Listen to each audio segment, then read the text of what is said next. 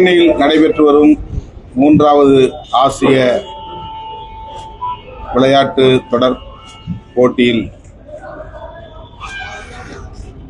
கபடி பிரிவில் இந்திய அணியின் சார்பில் இளம் பெண்களுக்கான போட்டியிலே பங்கேற்று இந்தியாவுக்கு தங்கம் வென்றெடுத்து சாதனை புரிந்த நமது கண்ணகி நகர் கார்த்திகாவை விடுதலை சிறுத்தைகள் கட்சியின் சார்பில் நெஞ்சார பாராட்டுகிறோம், வாழ்த்துகிறோம். அவருக்கு பயிற்சி அளித்த பயிற்சியாளர் கே. ராஜி அவர்களையும் பாராட்டி வாழ்த்துகிறோம்.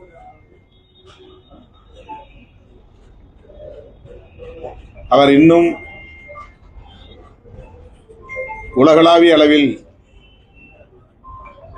இதுபோன்ற வெற்றிகளை குவித்திட வேண்டும், சாதனைகள் படைத்திட வேண்டும் என்று மனமாற வாழ்த்துகிறோம். மிகவும் எளிய குடும்பத்திலே பிறந்து தாயின் அரவணைப்பிலே வளர்ந்து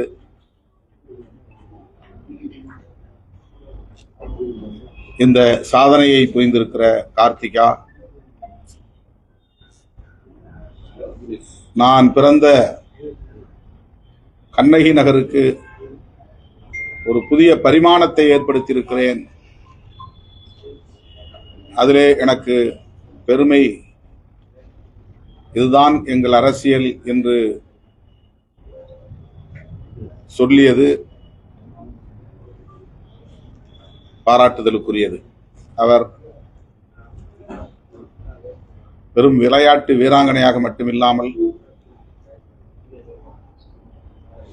ஒரு அரசியல் புரிதல் தெளிவு உள்ளவராகவும் அவருடைய பேட்டியில் இருந்து நம்மால் அறிய முடிந்தது. அந்த வகையிலும் அவரை பாராட்ட, வாழ்த்த கடமைப்பட்டிருக்கிறோம். கண்ணகி நகர் என்றாலே அதை குறைத்து மதிப்பிடுகிற ஒரு போக்குதான் இவ்வளவு காலம் இருந்தது. இப்போது உலகளாவிய அளவில் அந்த பகுதிக்கே பெருமை சேர்த்திருக்கிறார் நம்முடைய கார்த்திகா. அவர் படிப்பிலும் சாதனை புரிய வேண்டும். தமிழ்நாடு அரசு கார்த்திகாவுக்கும் அபினேஷுக்கும் 25 லட்சம் ரூபாய் ஊக்கத்தொகை வழங்கி பாராட்டி சிறப்பித்திருப்பதை வரவேற்கிறோம். என்றாலும் இந்த ஊக்கத்தொகையை 1 கோடி ரூபாயாக உயர்த்தி தர வேண்டும் என்று ஏற்கனவே விடுதலை சிறுத்தைகள் கட்சியின் சார்பில் கோரிக்கை வைத்திருக்கிறோம். அதை மீண்டும் வலியுறுத்துகிறோம். அத்துடன் அவருக்கு வேலைவாய்ப்பை, அரசு வேலைவாய்ப்பை உறுதிப்படுத்தி இருக்கிறார்கள். மாண்புமிகு முதல்வர் அந்த உறுதியை தந்திருக்கிறார். அது மகிழ்ச்சி அளிக்கிறது.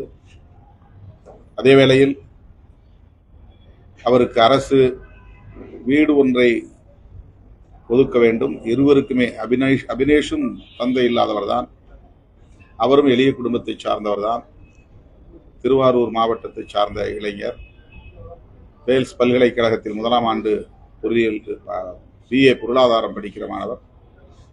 அவருக்கும் கார்த்திகாவுக்கும் அரசு வீடு ஒதுக்க வேண்டும் என்றும் வலியுறுத்துகிறோம். தனக்கு என்ன வேண்டும் என்ற கோரிக்கையை விட தான் இருக்கும் கண்ணகி நகர் பகுதியை மேம்படுத்த வேண்டும்.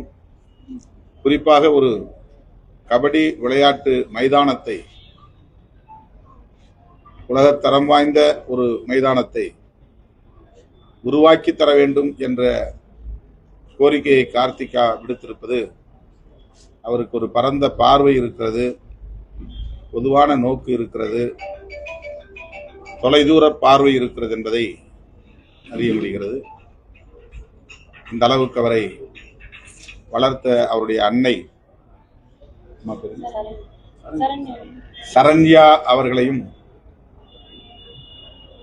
இவ்வளவு சிறப்பான ஒரு விளையாட்டு வீராங்கனையாக வளர்த்தெடுத்த பயிற்சியாளர் ராஜி அவர்களையும் மீண்டும் ஒரு முறை நெஞ்சார பாராட்டுகிறோம், வாழ்த்துகிறோம். விளையாட்டுத்துறைக்கு தமிழக அரசு இன்னும் கூடுதலா எவ்வளவு கவனம் செலுத்தணும்? பல திட்டங்களை தமிழக அரசு செஞ்சிருக்கிறதால் இந்தியா முழுவதும் பல பெருமைகளாக வந்துட்டு இருக்கு. இப்போ கார்த்திகா தங்கப்பதெல்லாம் வந்திருக்காங்க. விளையாட்டுத்துறைக்கு மாநில அரசு கூடுதலாக முக்கியத்துவம் கொடுக்க வேண்டியதற்கான திட்டங்கள் விதிகளை என்ன பண்ணுறது?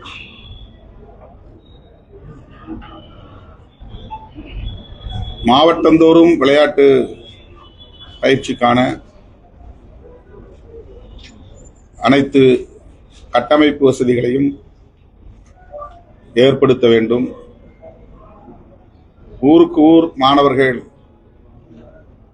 விளையாட்டில் ஆர்வம் காட்டக்கூடிய வகையில் அவர்களுக்கான விழிப்புணர்வை ஏற்படுத்த வேண்டும். விளையாட்டில் ஆண்கள் பெண்கள் என்கிற பாகுபாடு இல்லாமல் இரு பாலினத்தவரையும் ஊக்கப்படுத்த வேண்டும். இன்றைக்கு கார்த்திகா மற்றும் அந்த கண்ணகி நகரை சார்ந்த இளம் பெண்கள், பள்ளி மாணவிகள் பலர் இந்த அளவுக்கு பயிற்சி பெற்று சாதனைகள் படைத்திருப்பது தமிழ்நாட்டுக்கு பெருமை, இந்தியாவுக்கு பெருமை. இது நாட்டுக்கு பெருமை என்பதையெல்லாம் விட ஆரோக்கியமுள்ள இளைய தலைமுறையினரை உருவாக்குவதற்கு இது அவசியமானது. உடல் வலிவும் மன வலிமையும் தான் உண்மையான ஒரு ஆரோக்கியம். ஆகவே ஆண் பெண் என்ற பாகுபாடு இல்லாமல் பள்ளி பருவத்திலிருந்தே அவர்கள் உடற்பயிற்சி மேற்கொள்ள வேண்டும். விளையாட்டு களங்களில் அவர்கள் ஈடுபட வேண்டும். அதன் மூலம் உடல் வலிமையையும் மன வலிமையையும் பெற்ற புதிய இளைய தலைமுறையினரை உருவாக்க அரசு உறுதியேற்க வேண்டும். விளையாட்டுல மாணவர்களுடைய திறமையை அடையாளம் கண்டுபிடிக்க முடியும். அது பயிற்சி பெற்ற பிஇடி டீச்சர்ஸ் மூலமாக அது பண்ண முடியும். தமிழ்நாட்டில் இருக்கக்கூடிய 35,000 அரசு பள்ளிகள்ல 20,000 பள்ளிகள்ல ஒரு பள்ளியில ஒரு உடற்கல்வி ஆசிரியர் கூட இல்லாத பள்ளிகள் 20,000 பள்ளிகள் இருக்கு. இது காலங்காலமா இது வரைக்கும் மாறல. ஒரு பள்ளிக்கு ஒரு உடற்கல்வி ஆசிரியராக இருக்கணுங்கிறது தான் தொடர்ந்து பலரும் வலியுறுத்துறாங்க. நீங்களும் முதல்வருக்கு வலியுறுத்துறாங்க. இது மிகுந்த அதிர்ச்சி அளிக்கக்கூடிய ஒரு புள்ளி விவரமாக உள்ளது. முதல்வர் அவர்களின் கவனத்திற்கு இதை நாம் உரிய தரவுகளோடு கொண்டு செல்வோம். முதல்வர், துணை முதல்வர் இருவருமே விளையாட்டு திறனை மேம்படுத்த வேண்டும் என்பதிலே மிகுந்த ஆர்வம் உள்ளவர்களாக இருக்கிறார்கள் என்பதிலே யாருக்கும் மாற்று கருத்தில்லை. உடற்கல்வி ஆசிரியர்கள் மட்டுமின்றி இதுபோல தனியார் பயிற்சியாளர்கள் அரசு பணியாளராக இல்லாமல் தனித்து தன்னார்வத்தோடு யாருடைய தூண்டுதலும் இல்லாமல் ராஜி போன்ற பயிற்சியாளர்கள் இப்படிப்பட்ட குழுக்களை உருவாக்கி ஆளாக்குகிறார்கள். எனவே இந்த தனி பயிற்சியாளர்களையும் அடையாளம் கண்டு அவர்களை ஊக்கப்படுத்துவது, அவர்களுக்குரிய கட்டமைப்பு வசதிகளை ஏற்படுத்தி தருவது என்பது முக்கியமானது. உடற்கல்வி ஆசிரியர்கள் பள்ளிக்கூடங்களுக்கு எவ்வளவு தேவையோ அதை போல தனி பயிற்சியாளர்களையும் ஊக்குவிக்க வேண்டியது இன்றியமையாததாக நான் பார்க்கிறேன். எனவே முதல்வரின் கவனத்திற்கு இதை எடுத்துச் செல்வோம். கண்ணகி நகர் பக்கம் பெரிய அளவுல யாருமே போய் நேரில் பார்க்காத ஒரு சூழல்ல எடுத்துக்கிட்டாங்க, வாக்கு தெரிவிக்கிறாங்க. அது ஒரு வரவேற்கக்கூடிய ஒரு விஷயம். இருந்தாலும் ஓட்டு வங்கிக்காக செல்லக்கூடாத நபர்கள் கூட இங்க போய் பாக்குறாங்க. அரசியல் தலைவர்கள், குறிப்பாக பாஜக உள்ளிட்ட பல அரசியல் தலைவர்கள் நேரடியாக கண்ணகி நகருக்கே போய் பாக்குறாங்க, வாக்கு தெரிவிக்கிறாங்க. இது ஒரு பக்கம் நம்ம வரவேற்றாலும் ஒரு 1,00,000 வாக்குகள் அந்த பகுதியில் இருக்கு. எப்படியாச்சும் இந்த வாக்குகளை நாம பெற வேண்டும் அப்படின்னு ஒரு அட்டென்ஷனுக்காக போகக்கூடிய நபர் அரசியல் தலைவர்கள் நம்ம எப்படி பார்க்கிறோம்? அவங்க வாக்கு அரசியல் நோக்கத்தோடு செயல்பட்டாலும் நாம் அதை அரசியல்படுத்த வேண்டாம். நல்ல நோக்கத்திற்காக வந்தார்கள் என்றே எடுத்துக்கொள்வோம். அவருடைய வாழ்த்துக்கள் கார்த்திகாவுக்கும் கார்த்திகாவை போன்ற இளம் மாணவிகளுக்கும் மாணவர்களுக்கும் பயனுள்ளதாக அமையட்டும். அதே போல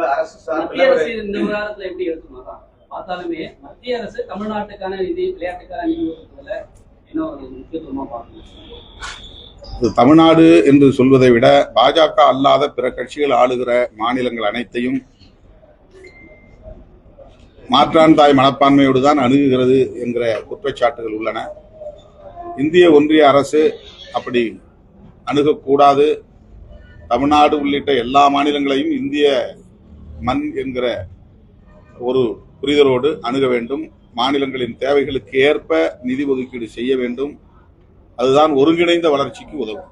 அதே போல தமிழக அரசு சார்பில் குறைந்தபட்சம் 50 லட்சம் ரூபாய் நடைமுறையில் இருக்கு. இருந்தாலும் புரட்சி கொடுத்திருக்காங்க ஒரு 40 பக்கம் இருந்தாலும் இது போன்ற விஷயங்களை முன்னெடுக்கும் போது ஒரு அதிகமான ஊக்கத்தை கொடுத்தா அடுத்த ஜெனரேஷன் தொடர்ச்சியா பின்தொடர்ந்து இவரை ஃபாலோ பண்ணி நிறைய பேர் முன்னெடுத்து விளையாட்டுல ஒரு முன்னோக்கு பாதைகளை செல்வாங்க. இது போன்ற விஷயங்களுக்கு அரசு இது ஒரு இதையும் அரசியலா பாக்குதா அப்படின்ற ஒரு கண்ணோட்டத்தில் விமர்சனம் வைக்கிறது.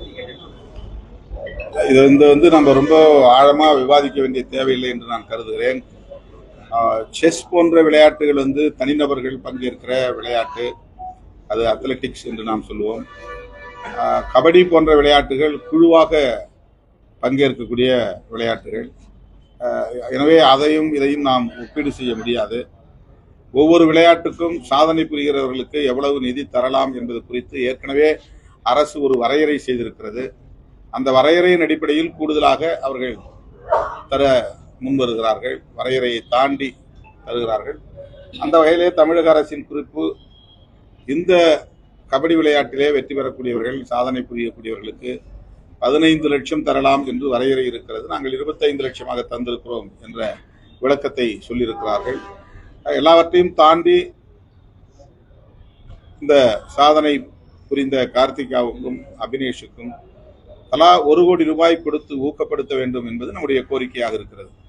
ஆகவே அதையே மறுபடியும் நாம் அரசின் கவனத்திற்கு எடுத்துச் செல்வோம். இதற்குள்ளே நாம் வேறு எந்த விமர்சனத்தையும் செய்ய தேவையில்லை என்பது என்னுடைய கருத்து. எல்லா விளையாட்டு வீரர்களுக்கும் எல்லா அந்த குழுவை சார்ந்த அனைவருக்குமே போய் சேரணும். ஆனா இவங்க வைஸ் கேப்டன், அது அந்த துறையில அப்படி சில வரையறை வச்சிருக்கிறாங்க.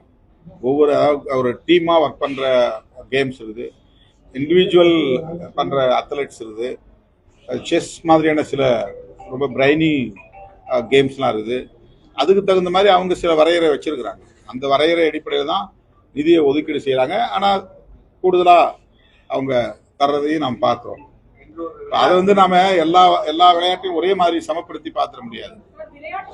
ஆனா என்னன்னா இப்ப இந்த கபடி டீம்ல விளையாண்ட எல்லோருக்கும் அந்த ஒரு பாராட்டும் சான்றிதழும் அவர்களுக்கான ஊக்கத்தொகையும் வழங்கப்பட வேண்டும் என்பது விடுதலை சிறுத்தைகளின் ஒரு கோரிக்கை.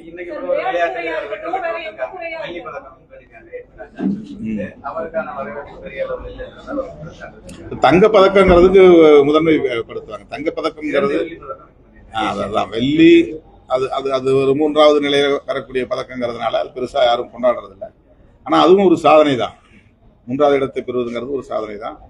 தங்கப்பதக்கம் வென்றவர்களை எப்போதுமே தேசம் பாராட்டி கொண்டிருக்கிறது. எனவே அதையும் நாம் ஒப்பீடு செய்து அதை ஒரு விமர்சனத்துக்குள்ளாக்க தேவையில்லை என்று என்னுடைய கருத்து.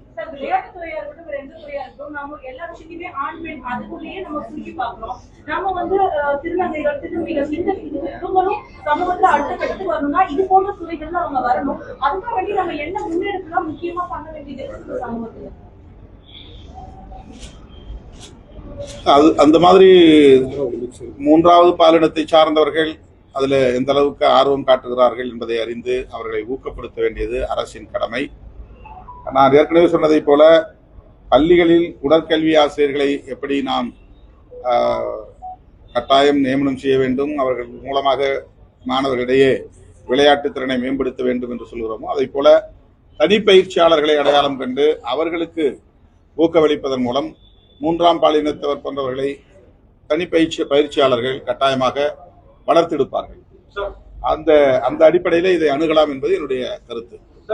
ஒதுக்கப்பட்ட ஒரு இடத்துல இருந்து கண்ணகி நகர்ல இருந்து காட்சியெல்லாம் திருப்பி ஒரு சாதனை புரிஞ்சிருக்கு. அதே நேரத்துல டிவி டிபேட் அதிமுக அதிகாரப்பூர்வ செய்தி தொடர்பாளர் சக்தி அவர்கள் நசுக்கப்பட்டோம் பிதுக்கப்பட்டோம் அப்படின்னு ஒரு வார்த்தையை தலித் மக்கள் மீது குறிப்பிட்டு பேசுகிறாரு. எஸ்ஐஆர் கொடுத்து அது நம்ம கார்த்திகா இல்லாத ஒரு அமர்வுல உட்கார்ந்து பேசுவோம். இது முழுக்க விளையாட்டு. விளையாட்டுக்குள்ள நம்ம அந்த அரசியல் பேச வேண்டாம். கண்ணகி நகர் உருவாகி 20 ஆண்டு காலம், கண்ணகி நகர் உருவாகி 20 ஆண்டு காலம் ஏகப்பட்ட சிக்கல் நெருக்கடி அந்த மனவலிமையோட கார்த்திகா வந்து அதை எக்ஸ்போஸ் பண்ணுறாங்க. இந்த நேரத்துல கார்த்திகாவுக்கு வெறும் பாராட்டுன்றது மட்டும் பார்க்காம கண்ணகி நகர்ல ஒட்டுமொத்தமான வளர்ச்சிக்கு என்ன பண்ண வேண்டிய தேவை இருக்கு? ஸ்போர்ட்ஸ் பிளே கிரவுண்ட் சொல்லிட்டீங்க, லைப்ரரி, அடிப்படை வசதிகள், ஆரம்ப சுகாதாரம், இதுல அரசு ஒட்டுமொத்தமா நிறைய ஸ்டேஜுக்கு தான் வர்றாங்க. படிப்படியா இன்னும் அந்த மக்களுடைய கோரிக்கைகளை ஏற்று நிச்சயமா செய்வாங்க. இப்போ கார்த்திகா அதுக்கான ஒரு ஐக்கனா மாறி இருக்கிறாங்க. நிச்சயமா கார்த்திகா அந்த பகுதி மக்களுக்கான கோரிக்கைகளை அரசினுடைய கவனத்துக்கு எடுத்து சென்று அதை நிறைவேற்றுவதற்கு வாய்ப்பு இருக்கிறது என்று நான் நம்புகிறேன். ஏன்னா விளையாட்டுத்துறை கவனிக்கிற அமைச்சர், சுகாதாரத்துறை அமைச்சர் மாசு அவர்கள் தன்னுடைய இந்த பாராட்டு விழாவில் பேசியிருக்கிறார். இந்த கண்ணகி நகரை மேம்படுத்துவதற்கு முதல்வர், துணை முதல்வர் இருவரும் ஆர்வமாக இருக்கிறார்கள் என்பதை சுட்டிக்காட்டியிருக்கிறார். எனவே அந்த பகுதியை அடிப்படை வசதிகள் என்னென்ன தேவை இருக்கின்றன என்பதை அறிந்து நிச்சயம் மேம்படுத்துவார்கள் என்று நம்புவோம்.